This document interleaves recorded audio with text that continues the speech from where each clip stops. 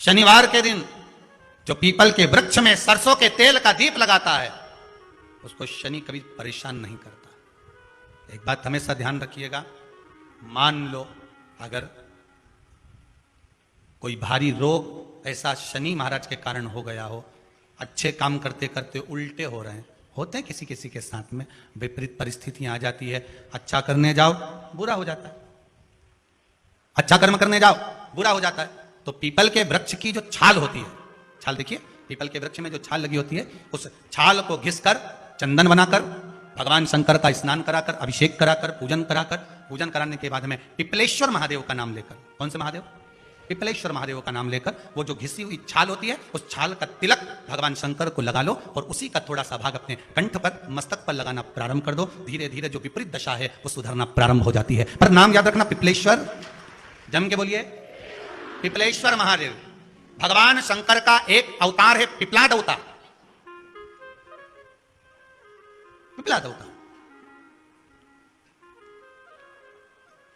हम काय को अपने माथे पर ले, मैंने इतनी पढ़ाई कर ली, मैं इंजीनियर हो गया, मैं ये बन गया, मैंने तो ये कर लिया, उसके बाद भी मैं घर में बैठा हूं, मेरा छोरा घर में बैठा, इतना पढ़ने के बाद बैठा। जन्म उसने दिया है, भाग्य उसका है, किस्मत उसकी है, तो कहो उसको कि शंकर का भजन कर, मंथन करे, मक्खन निकलेगा और घी भी जरूर बनेगा। हारना मती, जब तेरे 3.5 करोड़ बार गिनती मत करना, गिनती वो करेगा। तू तो भज, तू कुबेरेश्वर का स्मरण कर, तू महाकाल का स्मरण कर, तू काशी विश्वनाथ का स्मरण कर, तू महाकाल राजा का स्मरण करके तो देख, शिव का भजन कर, 1 लोटा पानी ले जाकर रोज चढ़ा शंकर जी के मंदिर में जा।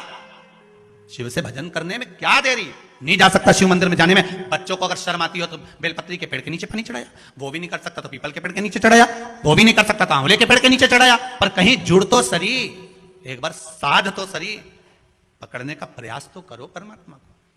तुम भगवान को एक बार पकड़ लो, फिर परमात्मा नहीं छोड़ता। पूतना ने एक बार गोदी में लेके दूध पिलाया था, बाद में पूतना कह रही थी छोड़ दे छोड़ दे छोड़ दे, आकाश में उड़ गई, छोड़ दे छोड़ दे। भगवान के आई काय को मौसी, काय को आई, और आई है तो दूध पिलाया है तो फर्ज तो अदा करूंगा, ऐसे तो नहीं छोड़ दूंगा। तुम भगवान को 1 लोटा पानी चढ़ा दोगे, भगवान को दूध चढ़ा दोगे तो भगवान ऐसे ही छोड़ देगा क्या? पकड़ लेगा, छोड़ेगा ही नहीं। फिर तुम कहोगे भगवान छोड़ दे, भगवान छोड़ दे।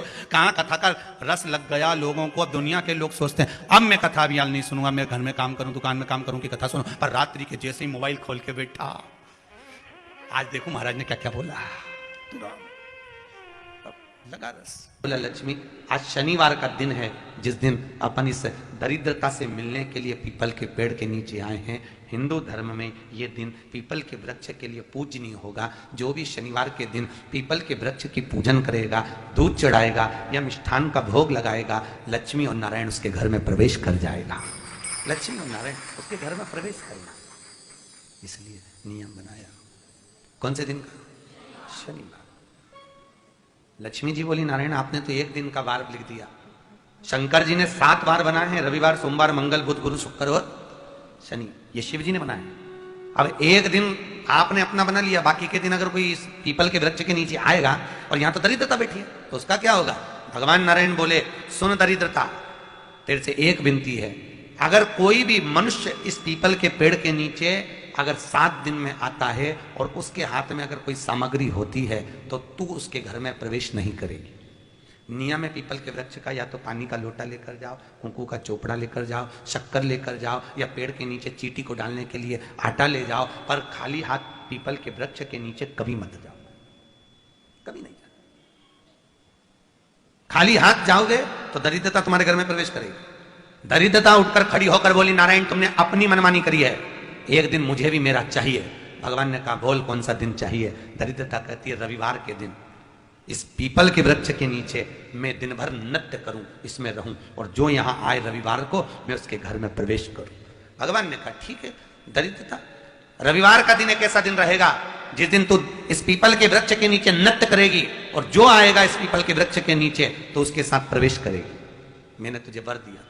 इसलिए हमारे यहाँ केवल पीपल का वृक्ष अगर दीवार में भी लग जाता है ना, किसी की व्यक्ति की दीवार में, किसी के घर की दीवार में पीपल का वृक्ष अगर लग जाता है, पीपल का पौधा लग जाता है, उसको कितना भी तोड़ लो वो वापस लग जाएगा, फिर तोड़ोगे फिर लग जाएगा। अगर पीपल के पौधे को तोड़ना है तो केवल रविवार का दिन एक नींबू, एक मिर्ची और बमूल का कांटा, ये 3 चीजें रखने के बाद में आधे घंटे बाद रविवार के दिन पीपल के पेड़ को उखाड़ कर फेंक दो। दूसरी बार कभी पीपल दीवार में लगता ही नहीं है, कभी नहीं लग सकता। केवल एक रविवार का, केवल एक संडे, इतवार का। घर में दीवारों पर अगर पीपल लग भी गया है, इसलिए पीपल के वृक्ष को वो खाने का, अगर घर में पीपल लगा हुआ है या पीपल का पौधा हमारे घर में लग गया, उसको उतारना, निकालना, लगाना, तो पीपल के वृक्ष को अगर निकाला जाता है तो रविवार के दिन, और अगर पीपल के वृक्ष को कहीं लगाया जाता है तो सोमवार के दिन या मंगलवार के दिन, बुधवार के दिन, इन दिनों में लगा सकते पीपल के वृक्ष कहीं लगाना। शनिवार का दिन एक ऐसा दिन होता है जिस दिन पीपल के वृक्ष को कहीं जाकर लगाया नहीं जाता, क्योंकि शनिवार के दिन पीपल के वृक्ष के नीचे लक्ष्मी रहती है। हम अपने हाथों से अगर पीपल का वृक्ष किसी दूसरी जगह पर शनिवार को रोपित करते हैं तो हमारे घर की लक्ष्मी अपने घर से छिन्न होकर चली जाती है। इसलिए शनिवार के दिन पीपल लगाया नहीं जाता, किसी के घर जाकर उसको वापस पलटा नहीं जाता। लग गया उसको डर। प्रभु मेरी धर्म पत्नी को कहां रखूं आप बताओ? वो तो जहां यज्ञ होता है, अनुष्ठान होता है, दान होता है, पुण्य होता है, सत्कर्म होता है, वहां जाने को तैयार नहीं। आप करूं क्या? भगवान ने बोला एक काम करो। दुर्वासा जी बोले जिसके यहां रात्रि में बर्तन झूठे पड़े रहते हो उसके घर में इस दरिद्रता को लेकर तुम प्रवेश कर जाना। जिसके यहां रात्रि में बर्तन झूठे पड़े हो वहां लेकर प्रवेश कर जाओ। दूसरी जगह दुर्वासा जी बोले जो स्त्री घर में दोपहर के समय पर सो रही हो उसके घर में इसको लेकर प्रवेश कर जाइए। जो स्त्री दोपहर के समय में घर पर सो रही हो इस दरिद्रता को लेकर प्रवेश कर जाइए। तीसरा, जिसके यहां पर दरवाजे पर कांटे वाले पौधे लगे हों उस घर में इस दरिद्रता को लेकर प्रवेश कर जाइए। दरिद्रता, कितनी सुंदर बात कही है। दाता और विधाता कौन कौन? दाता और विधाता, लक्ष्मी और दरिद्रता के सगे भाई हैं। कौन कौन? दाता और विधाता। दाता को फिटकरी प्रिय है, विधाता को नमक प्रिय है। ये दोनों हमेशा लक्ष्मी को और दरिद्रता को दोनों को समझाते थे, दोनों में प्रेम बढ़ाते थे। आज भी हिंदू धर्म की रीति है। यहां तो ठीक है, जिसके यहां पर भी अगर थोड़ी सी भी परेशानी होती है, थोड़ा सा क्लेश होता है, अशांति होती है, लक्ष्मी नहीं दिख रही हो, काम नहीं बन रहे हो, बहुत प्रयास करा जा रहा हो और हमारा कार्य नहीं होता, तो क्या करते हैं? फिटकरी और नमक को पानी में डाल देते हैं और घर में पोछा लगा देते हैं। आप लोगों ने आजकल फेसबुक पे भी पढ़ा होगा, व्हाट्सएप पे पढ़ा होगा। तो क्यों लिखा उसमें? उसका कारण ही केवल इतना है कि दाता और विधाता की प्रियता उसमें। माता ख्याति के जो 4 बच्चे हुए इसमें जो 2 लड़के हैं, दाता और विधाता, उसकी प्रियता उसमें,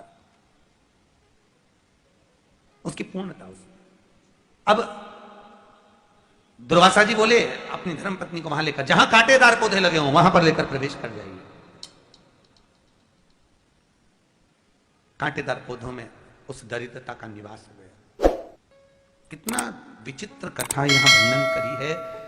श्रीमद् भागवत के अंतर्गत जो वर्णन किया कि मृत्यु निश्चित है,